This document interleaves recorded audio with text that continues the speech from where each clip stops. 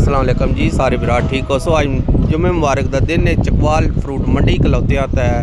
फ्रूटा के रेट पता करे ई तो बाद ये पहली वीडियो बना रहे ने फ्रूट की। फ्रूटा का रेट चेक करे माल काफ़ी कम आया वा फ्रूट मंडी। तो पहले माल्टे की पली का रेट पता कर गिने। आज पली कितने दी जी? 80 दाना जी, बेहतरीन माल है। भावे खोलो भावे सारिया परियां खोल के लै वजो, सोहना माल है।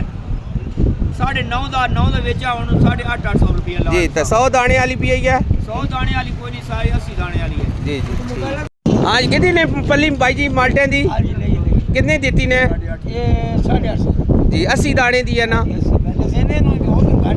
अच्छा, दाने पूरे हो सो घट हो सो जी। असी भाई रन को पूछने भाई 80 दाना कितने का है? 700 रुपये का भाई। 700 रुपये का 80 दाना ने, दरमियाना दाना ने। त्रोड़िया चाहे ने, गटुआ चौथा है। खरबूजा खरबूजा कितने का जो? 1200 रुपये। 1200 रुपये का ने। वजन कितना कोसी? 14 किलो। 14 किलो पक्का है जी। तो माल्टा कितने लाया ने? 60 दाना। कितने का? 1000 रुपये। 1000 रुपये का। केला भी पे ने। लोंगर कितने का है? ये लूर 1200 रुपये। 1200 रुपये। तो कितने दर्जन केला हो सी? तकरीबन 7 एक दर्जन हो। स्ट्रॉबेरी का रेट पता कर गिना भाई। स्ट्रॉबेरी कई किलो लाई ने? 150 रुपये किलो। रेट ठीक हो स्ट्रॉबेरी दे हुण? सरकारी रेट चल रहे जी जी, ठीक हो गए भाई। कई किलो नो? 150। तो सेब हो? सेब 300 रुपये किलो ने। चकवाल फ्रूट मंडी। तो ये दुआ स्ट्रॉबेरी ने पछियाँ भी ने। पछी कितने दी? 1200 रुपये की पछी ने। 5-6 किलो वजन नहीं है?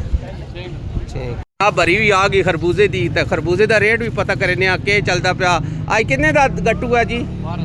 1200 का। कितना वजन हो सी? 13 किलो वजन पे दसेंदे ने। ये केड़ी जगह तो आया खरबूजा? ये जनाब आया उकाड़े वाली साइड तो जनाब ही आए ने खरबूजा। उकाड़े वाले जनाब चिट्टा खरबूजा ने, मिठा भी है जनाब। हाइब्रिड। कार्टन अमरूदा का पूछने। अमरूद आज कितने का कार्टन है? कितना वजन हो सी? 13 किलो वजन। रोज ही तो घाह शा थला आंदा रहा। घाह शा तो नहीं है जी? चेक करायो ना जी। एंड तक अमरूद नहीं जनाब। हो सुन चेक करेंदे पे ठीक हो गए जी। लुकाट कितने का है? 500 का लुकाट नहीं जी। 4 किलो वजन है इसका। तो अमरूदा का रेट है भाई रन को पूछने भाई जी आज कितने का कार्टन है अमरूद का? अमरूद का कार्टन है 1100 बेचा, फिर 1000 का बेचा जी।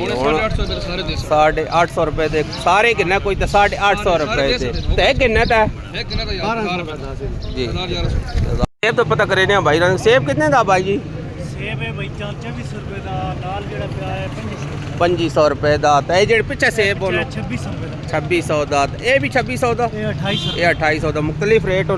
वजन कितना? 12 किलो वजन 13-14 किलो। इमरान है चकवाल फ्रूट मंडी। तो इजाज़त दो जी। अल्लाह।